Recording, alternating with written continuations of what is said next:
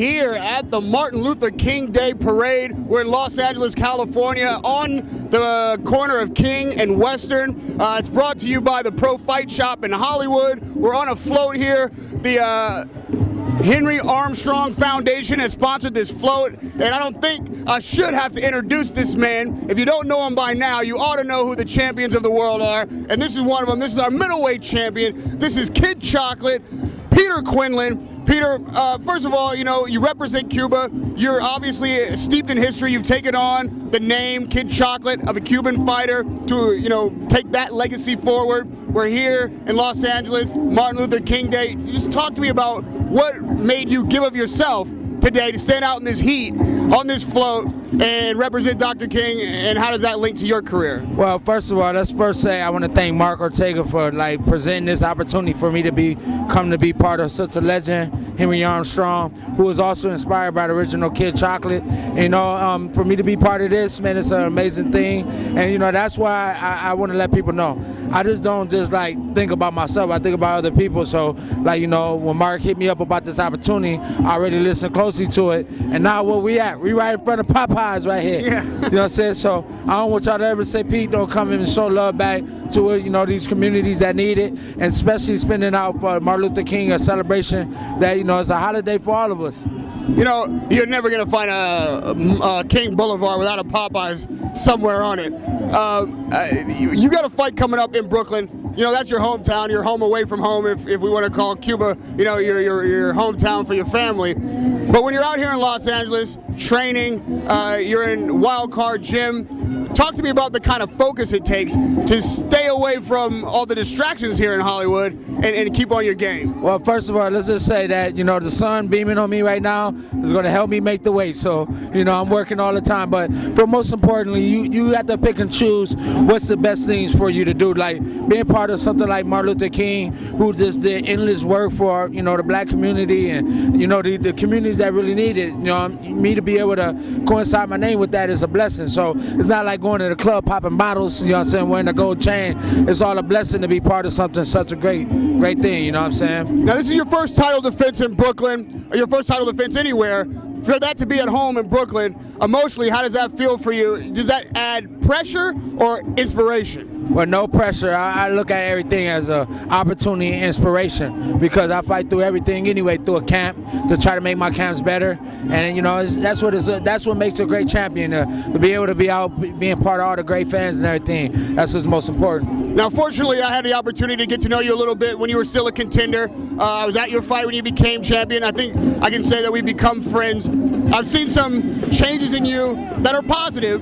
Talk to me about what it's like to adjust from being a contender, wanting that gold, striving for that gold, getting that gold, and now all of a sudden, instead of you chasing, it seems like everybody's coming at you. It's bigger than me, man. Look at all these great people, wonderful people out here. They all out here, man. And it's all a blessing to be, you know, like I said, it's bigger than me. Boxing has been already in play before I came about. I just did my own special history, becoming a world champion. You know, like, you know, people like you, who I believe in, people like Mark, and all these great people that put things together. And, you know, that's part of making the community stronger, is being able to do that. And I think I became a champion already amongst my friends first. I had the championship personality, you know, to be able to go out there and put the work in to become a world champion. You know, like I said, you can't put no words to that. Now, we got to mention this Henry Armstrong, a legendary boxer, obviously the sponsor of this float. He won 3 world titles in 3 different weight classes, featherweight, lightweight, and welterweight, all within 1 year, 10 months' time. Those are the kind of things that can happen when you're dedicated to your craft. You being a new champion, what kind of goals have you set for yourself? What kind of mark are you looking to make in this world of boxing?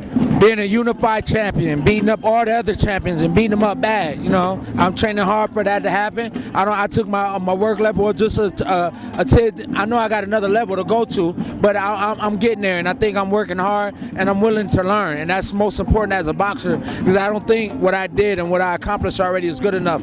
I think I got more work to be done, and out of the will of God, it's going to happen. And if everybody going to support me, they're going to support a good champion, because you know what? Not only do they support me, but I support my fans as well. well. Now, you said you want to be unified champion. In this day and age, there's so many belts out there. It takes a while to collect them, and it's pretty difficult to get that accomplished. There's another fighter fighting in Brooklyn in a couple of months, Bernard Hopkins, another legendary middleweight. When you see your career down the line, is middleweight somewhere where you want to stay and campaign and collect the belts and reign, kind of like Hopkins did, or do you see yourself moving in weight classes during the course of your career? I think it's going to come a time when my body going to tell me that. Right now, I feel comfortable and confident to be a middleweight champion and unified champion at middleweight. But you know, who knows, and who knows how my body's going to prevail in the next years to come. But you know, the main thing is being prepared and being ready, and I think that's what the most important part. So when it comes, that's why I always got the saying I take it one day at a time, because whenever the problem presents to you right there in your face, you got to be able to handle when it's there. We can always have a plan for something, but you know, things come unexpected and you got to be able to fight through it. And I think, you know, that's going to make me a better person to be able to do that. So if my body tells me to move up, then you know what, I'll move up. Being that you represent Cuba so well and you've got such a fan base here, you're an international celebrity. Talk to the Cuban brothers and sisters out there about what it means on this side, the Martin Luther King Day, what it means to you, and maybe express to them what they're missing here today. Well, you know, fighting for human rights is always good. You know, you hear about what Cuba stands for. You know, Fidel Castro did have a lot of good points of why he wanted to keep culture right there in Cuba. But also, we don't want our people to starve. We don't want our people to not have. And we don't want our people to work all their life not to have anything. So I think this is a good start for people to see what, you know, look, Martin Luther King created for all of us, man, to be able to ride down the street, close the street down, and be in honor of his name. And I think, you know, for anybody can relate to that, especially when you're coming from a struggle. But mi vida es muy importante por Cuba, porque yo practico español. Yo no tengo un cubano mujer vive conmigo. Entonces, you know what I'm saying, I'm definitely a Cuban at heart. Yo soy un guajiro con tumbao. You know what I'm saying, my pops is 100% Cuban, and I may not speak Spanish as fluent as I like to, but every day is a test and a challenge for me to be where I want to be, and I think I will get there for my Cuban people. Thank you, Kid Chocolate, Peter Quillin. We're here at the Martin Luther King Day Parade in Los Angeles, going right down Martin Luther King Boulevard. We're on the Henry Armstrong Float, Epic Sports, the WBC, all sponsors here, and we want to wish you all a happy Martin Luther King Day from Radio Rahim and the middleweight champion of the world, Peter Quillin. Get people, show the people. Cut it.